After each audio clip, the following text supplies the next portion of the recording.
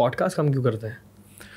यार बहुत पॉडकास्टें करने के बाद मैंने कहा कि यार अभी म्यूज़िक का टाइम है, तो वो बेचारी एक चीज़ इग्नोर हो रही थी इतनी। और मैं मिलता हूँ लोगों से, वो कहते हैं मुरू भाई आपका वो गाना, आपका ये गाना, आपका वो गाना। फिर वो मैं कहता हूँ यार आप क्यों नहीं म्यूज़िक बना रहे? फिर मुझे मैं इनकरेज होता हूँ कि यार म्यूज़िक बनाओ। तो बहुत ज़्यादा लोग आके, एवर सिंस स्पॉटिफाई केम, मैंने कोई नया म्यूज़िक तो नहीं बनाया, वो मेरे पुराने गाने लोग सुनना शुरू हो गए। वो पता नहीं किसी से फिर से रेलेवेंट होना शुरू हो गए, कहीं प्लेलिस्ट में चले गए, कुछ होना शुरू हो गया।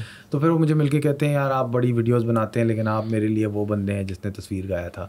आप बड़ी ये करते हैं, लेकिन मेरे लिए वो गाना आपका बड़ा टच करता है। आधे गाने टूटे वादे जो आपको पसंद है, या मैं कौन हूँ जो कुछ लोगों को पसंद, तस्वीर, कहानी पुरानी, इस तरह टाइप।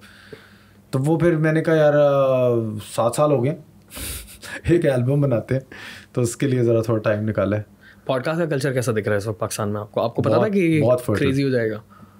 आपको लग रहा था कि इतना क्रेजी? मैंने सबसे पहले शुरू किया, I was first. I think conversations, जिस तरह मॉर्निंग शोज नहीं आए थे एक ज़माने में, याद है एकदम से ठा करके मॉर्निंग शो हर जगह हो गए थे।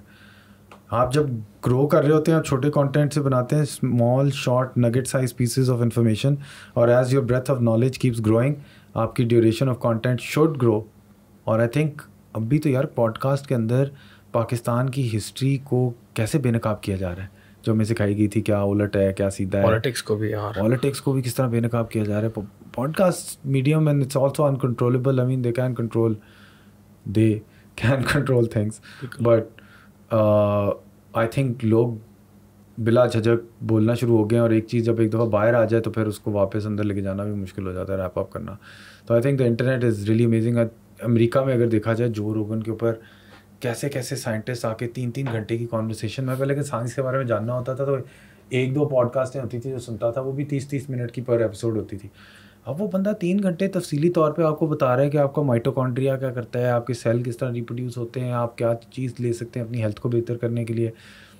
तो इल्म मेरे ख्याल से, गांधी साहब के लेक्चर्स एक ज़माने में जिस तरह मैं निकालता था ना ऑनलाइन, 2-3 घंटे की ऑडियो फाइल्स पड़ी हुई हैं गांधी साहब के अल-मुआरिद की वेबसाइट पे, मैं निकाल के सुन लेता। मैं कहता था यार ये अमेजिंग कंटेंट है।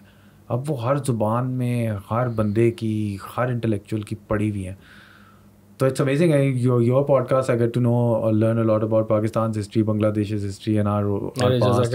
You get such amazing guests telling us about that. तो वो कब मिलती थी पहले? You must have had to know कि इस इंसान के पास ये इल्म है, और फिर उसकी संगत में बैठने की इन्विटेशन लेना। So I think it's amazing podcast. ये तो है, मुझे तो बहुत ज़्यादा पसंद है। अगेन मुझे इवॉल्व जिस स्पीड से कर रहा है, आई थिंक मेरी ज़िंदगी में इतनी स्पीड से कहीं भी लर्निंग नहीं हुई। क्योंकि सीधी सी बात है कि मैं कहता हूँ कि हाँ यार, एक कौन है यार, कोई अगर डॉक्टर है, ठीक है, या कोई बहुत ही नेक्स्ट लेवल साइकोलॉजिस्ट है, या बहुत ही हैवी किस्म का कोई राइटर है, इंटेलेक्चुअल है, ठीक है, मैं उससे मिलना चाहता हूँ, तो मैं क्या कहूँगा कि मैं आपके साथ रेस्टोरेंट में जाना चाहता हूँ, ठीक है, मैं यहाँ चाय पे लेकर जाना चाहता हूँ, इसी तरह की बात होगी ना। हाँ। कैसे मिलूंगा भाई? मैं किसी अच्छे रेस्टोरेंट में आपकी दावत करना चाहता हूँ, प्लीज़ मुझसे मुलाकात कर लें। फिर मुलाकात करूँगा तो बात क्या करूँगा? आधे टाइम खाना खाऊँगा, ये वो, कुछ डिस्कशन नहीं हो पाएगी, ठीक है। लेकिन और वो 100% वो इंसान मुझसे मिलना भी नहीं चाहेगा कि कोई फ़ायदा नहीं है मेरा, ठीक है, कोई हाई लेवल का इंटेलेक्चुअल फ़ायदा नहीं है। लेकिन बात ये है कि उसको यहाँ पर बुलाना, अपने आमने सामने बिठाना, और इस मीडियम के थ्रू उनके थ्रू वो बात आगे लोगों तक पहुंचाना, ताकि लोग भी सीख सकें। सबसे पहले मैं सीखूं, ठीक है। ये मेरे लिए बहुत बड़ी अपॉर्चुनिटी थी अपने आप को एजुकेट करने की, जिसमें मैं बहुत ज़्यादा अब सीरियस होता हूँ सेल्फ एजुकेशन पर। तो ये तो मैं हैरान हो गया, मैंने बोला मैं एक्टर्स भी बुला सकता हूँ, एक्टर्स से उनसे सारे सवाल करूँगा, टेक्निकल, क्रिकेटर्स बुलाऊँगा, सबसे सवाल करूँगा, साइंटिस्ट, ठीक है, जिसके बारे में मुझे बहुत कम इल्म मैं बुलाऊँगा। फिर मार्केटियर्स बुलाऊँगा, जो मार्केटिंग के एक्सपर्ट्स होते हैं, कि पूरा का पूरा जो है ना वो एक तरह से मास्टर क्लास देते हैं पॉडकास्ट में कि मार्केटिंग होती क्या है, ब्रांडिंग क्या होती है।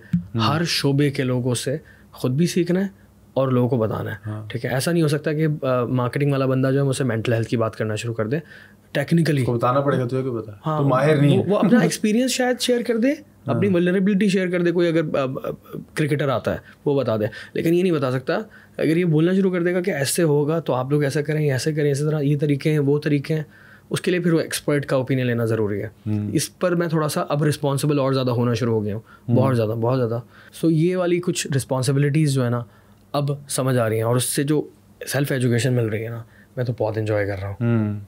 आई थिंक अगर कोई बंदा क्लेम कर रहा हो ना अपनी एक्सपर्टीज़ किसी चीज़ के अंदर और उसकी कोई ख़ास क्रेडेंशियल्स ना हो उसके अंदर, तो उसको चैलेंज किया जा सकता है on the podcast, and that would also be credible from your and, because आपको क्या पता है। हाँ, ये अब मैं करना शुरू हो गया हूँ तमीज़ के दायरे में। मैंने पॉलिटिशियंस के साथ किया है काफ़ी ज़्यादा, मैं थोड़ा ज़्यादा करना शुरू कर दिया था। आई थिंक मैंने खींच दिया अपना हाथ ना। पॉलिटिशियंस को तो आदत है इस चीज़ की। एक पॉलिटिशियन ने मुझे थोड़ा सा ना गुस्सा हो गया था, बंदे की हट गई, नाम थोड़ी लूँगा मैं उसका, लेकिन उस बंदे की बहन, मैंने बोला बे भैया ख़तरनाक सीन है, क्या कर रहा हूँ मैं, मतलब मैं अपने आप को शादी खान ज़्यादा समझ रहा हूँ।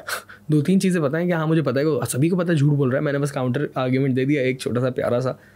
लेकिन फारूक सत्तार साहब ही was very humble about this, क्योंकि मैंने बहुत ज़्यादा काउंटर आर्ग्यूमेंट दे दिए थे उनके ऊपर, क्योंकि मैंने बहुत ज़्यादा रिसर्च की हुई थी। MQM कराची, हम तो तकलीफ़ों में घिरे हुए थे, हमारा तो सबसे ज़्यादा तकलीफ़ यही थी MQM वाली, तो मैंने काफ़ी ज़्यादा सवाल किए थे, and he was very decent कि उन्होंने तमीज़ से मुझे जो ना जवाब दिए। बट ये है कि पूरा एक प्रोसेस से गुजर रहा है, और I am very much enjoying it अल्हम्दुलिल्लाह, और मैं बड़ा कंसिस्टेंटली करूँगा।